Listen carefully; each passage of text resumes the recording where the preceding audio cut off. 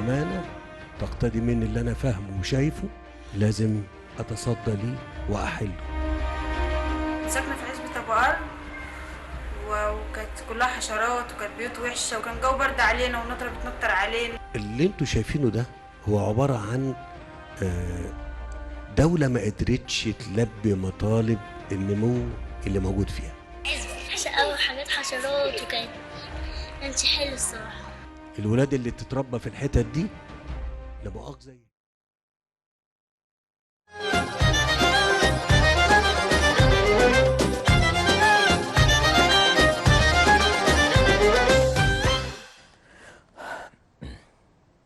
Welcome back, ladies and gentlemen, with our main topic today. Well, President Abdel Fattah al-Sisi met with the Executive Secretary of the United Nations Framework Convention on Climate Change, Patricia Espinosa, and during the meeting they discussed, as Egypt is going to host the Climate Change Conference very soon, and it's a very important conference for Egypt and for also the participants. Well, to shed more light on this, we have the pleasure to have this phono with Dr. Emadeldin Adly, a water expert and the chairperson of the National Forum on Nile Basin. Good morning, Dr. Adly. Good morning, madam. Well, Dr. Adly, Egypt was very keen to host the conference on climate change. What were the criteria by which a country is chosen to host the climate change conference? First of all, Egypt is hosting the COP27, the climate change COP27 in November on behalf of the African continent. Yes. So what happens that the African Union has supported and has chosen Egypt to be the host of the COP27 on behalf of Africa. So the COP is moving actually. Egypt is hosting now the COP27. Before that, there were 26 COPs that were held before, and and each time there is a COP, it is moving from one continent to another. Yes. So the last COP, for example, was in Europe, the one before was in Latin America, and so on. Yes. So Egypt is hosting this on behalf of Africa, and of course, any country that is supposed to host has to present a very strong file, and Egypt was able to present this file, the infrastructure, the capacity, the knowledge, the technical expertise, all the things that Egypt carry to present a good and strong file to host the COP27. Yes, so Dr. Adly, during the meeting, President Abdel Fattah al-Sisi affirmed Egypt's appreciation for the fruitful and growing cooperation with the United Nations on the issue of climate change and its effects on the world. So how do you see Egypt's efforts in this field? Egypt was very and still one of the very strong and important actors in all the negotiations on the climate change within the UN Convention on Climate Change.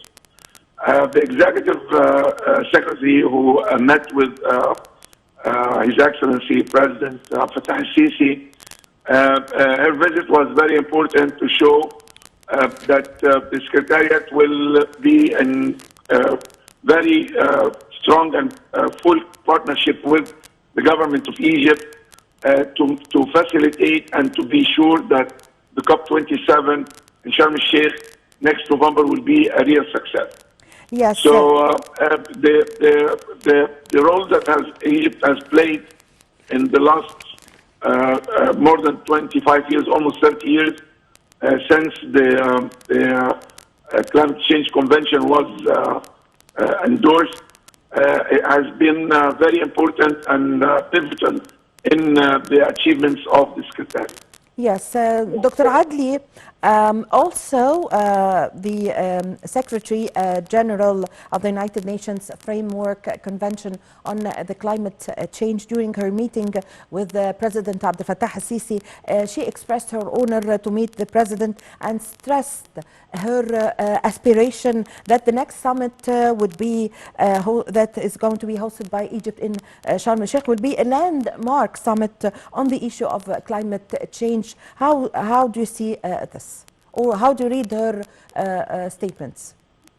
Because after Glasgow, it was very clear that the challenges that are facing the convention, the climate change convention, is real, very important. And since Egypt is going to host this COP on behalf of Africa, so definitely everyone wants to see how Africa will benefit out of this COP. And the success of the COP will be on how we were able to have good negotiations, successful negotiations, to get out of the COP the result that we all as Africans feel very comfortable and also think that will make a difference for the continent in combating the climate change challenges. So this is why the diplomacy of Egypt will make the needed tool to make this change and to make the COP is a successful one. Everyone in the world is looking at the Sharm el-Sheikh COP as a turning point, especially when it comes to climate finance and to the loss and damage issue within the convention. So we hope that this will be the reality at the end of the COP, and I think Egypt has all the experience and the expertise to really have a successful COP next November, inshallah. Yes, Dr. Adly, so how do you see this summit on climate change, the COP27 that Egypt is going to host next November, as a summit adapting the national climate change strategy for the year 2050? Definitely, I have to look at it from two aspects. Number one, how Egypt will be able to be a leader for the Africa continent and also for the Arab states, because don't forget. Yes, Dr. Adly. COP28. So the Arabs also has to be very well coordinating the process during the coming two COPs. So I think this is one of the dreams that I have, and I think it's going to be achieved. But the most important one, how the COP27 will reflect strongly on the Egyptian situation in relation to climate change. Egypt is really facing many problems as a result of climate change.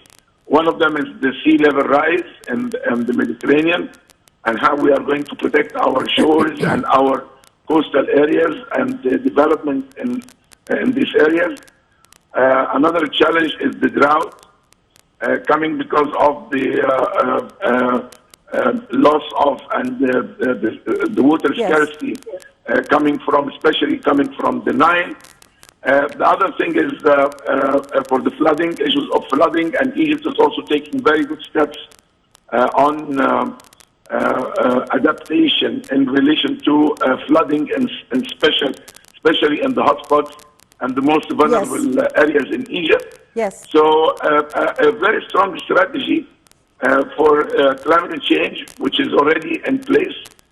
Yes. And very strong also action plans that will implement this strategy. I think this is what we expect out of this COP inshallah. Yes, thank you very much for your valuable information. Thank you for your time, Dr. Emadeldin Adly, water expert and the chairman of the National Forum on Nile Basin. Thank you very much for joining us over the phone. Well, ladies and gentlemen, a short break and we are going to be back with you.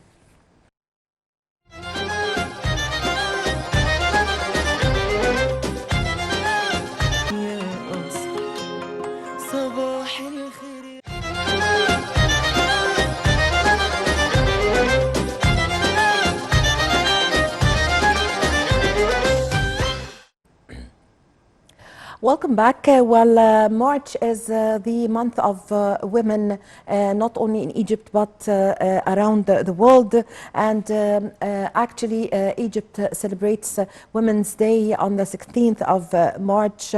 And on the 8th of March, this is the International Women's Day. We are going to talk now about the efforts exerted by Egypt and to boost the file of women and women empowerment, especially that President Abdel Fattah al-Sisi have given very good care since he came to office for the file of women. And actually the president have allocated a special year for women. Well, to shed more light on this, we have the pleasure to have this phone with Dr. Amani Hola, Director of Egyptian Center for Social Development. Good morning, Dr. Hola. Good morning, and good morning for every woman in Egypt and the whole world. Thank you. Good morning to you. Well, Dr. Hola, as I've just said, that President Abdel Fattah al-Sisi, since he came to office, he gave very good care for the file of women in Egypt and women empowerment, and actually the Egyptian women became judges and governors. What's your comment on this? Actually, I can congratulate all the women in Egypt for this right which was stolen from us for a long time, using the religion as an hanger for such an equality. And actually, we can say President Abdel Fattah al-Sisi discovered the magic key of the improvement and achievements of the developed countries. If you recognize, you will never find a developed country suffering from what we are suffering in developing countries regarding women. But this is the key of the improvement I hope we will achieve gradually. Yes, in the past few years, we saw also the Egyptian women participating in political affairs. So, in the political process, what's your insight concerning this? Of course, we are regarding the any we can say decisions, we should be participating as we are part of the decision, and we are part of the community which represents half the community and the effective on the other half. But we should have our right to be sharing in the decision making. Yes, and also the Egyptian women concerning the political process are members of the parliament also. Of course, and for the first time we have a high percentage, more than 25%, which is great in comparison with the previous parliament. Yes. So, Dr. Hola, concerning the initiative by President Abdel Fattah al-Sisi, the Decent Life, which is going to raise the standard of more than 53 million citizens, and especially women, it is also helping women and women in Upper Egypt. What's your insight concerning this? This is the lost island of Egypt, unfortunately, for decades. And they suffered a lot. And, of course, due to illiteracy and